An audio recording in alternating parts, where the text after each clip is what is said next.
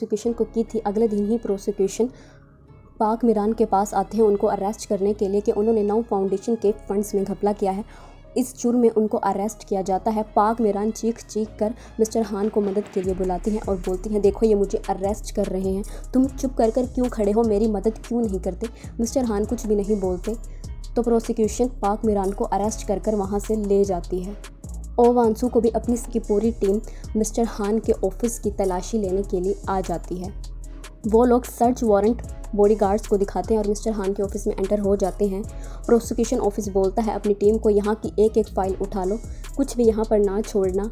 Safe को lock लगा हुआ पाते हैं तो प्रोसिक्यूशन ऑफिस ऑर्डर देता है, पूरी सेफ को उठा लो और इसे अपने साथ ऑफिस ले चलो।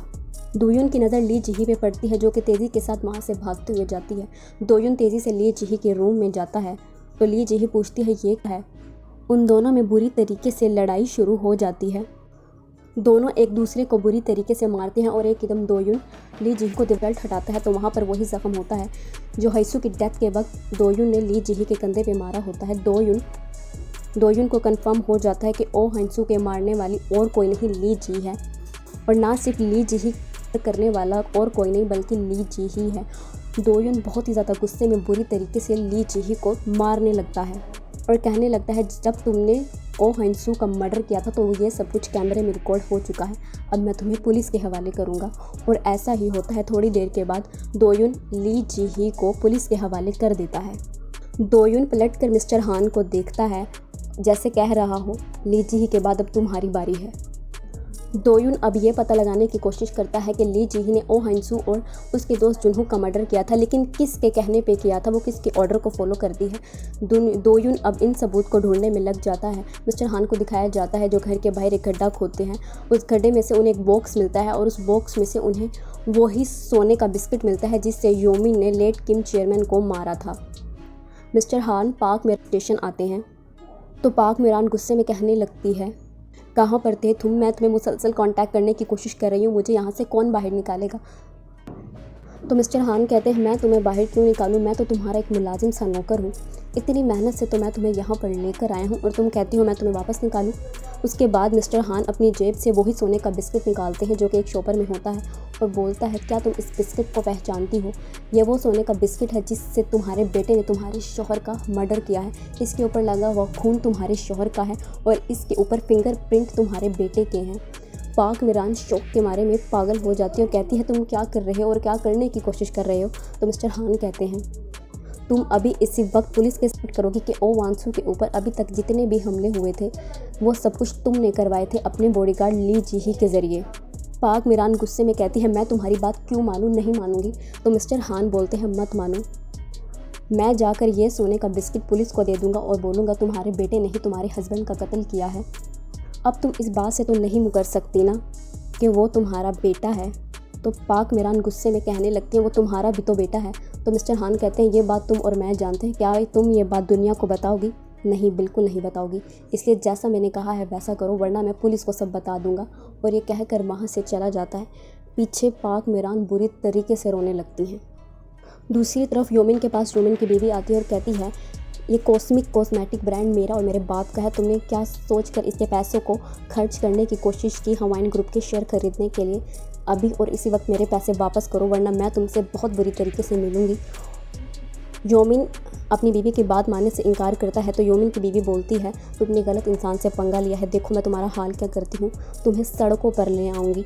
किम यंगकुक को बहुत है और वो गुस्से में अपने ऑफिस से निकलता है। दोयुन अपने सीनियर इंस्पेक्टर के पास हैसू के मर्डर केस को डिस्कस कर रहा होता है तो उसके पुलिस ऑफिसर बोलते हैं, दोयुन तुमने बहुत अच्छा काम किया, कीप इट अप। योमिन बहुत ही ज़्यादा गुस्से में ग्रैंड पैलेस आता है और तमाम मुलाजमीन को वहाँ से जाने के लिए बोलता है। तमाम लोग वहाँ से चले जाते हैं और जाते जाते मिस्टर खान को बता देते हैं कि भी बंदूक को उतारता है और बाहर की तरफ जाता है।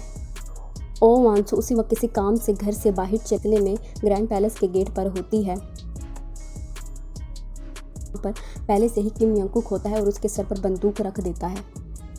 ओ वांसू जो भी ग्रैंड पैलेस के गेट पर होती है उसे एक ही दम बंदूक के चलने की आवाज़ आती है जो कि किम यंगकुक ने जो कि योमिन ने सामने दीवार।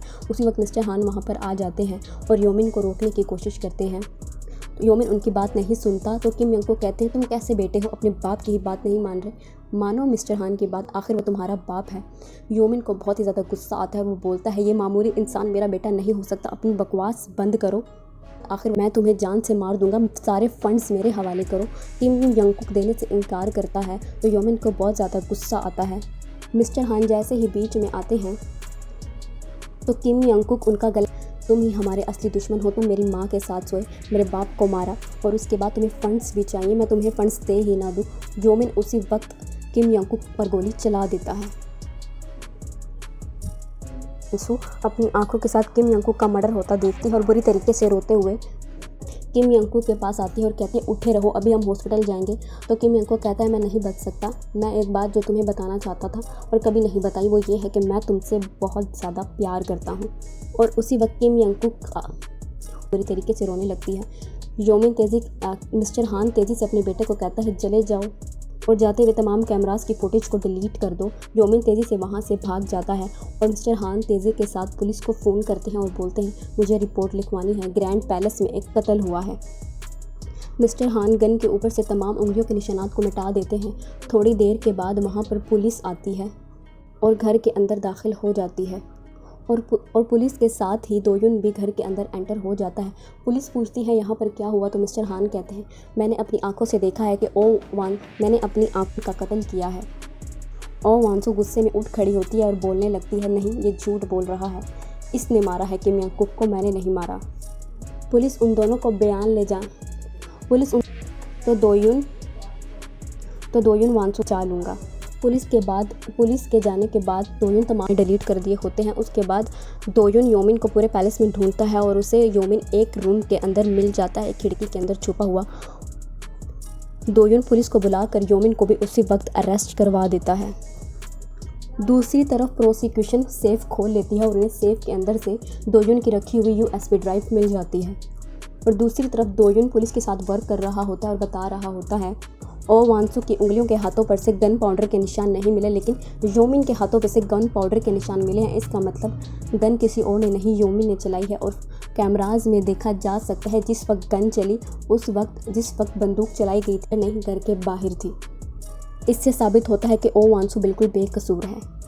वानसू को रिहा कर दिया जाता है। वो अपनी सास से वानसू को मर्डर करवाने की कोशिश उन्होंने ही की है, जिसके बायस ये होता है कि पुलिस पाक मिरान के ऊपर एक और केस डालकर उनको अंदर रख लेती हैं और मिस्टर हान को रिलीज़ कर देती हैं।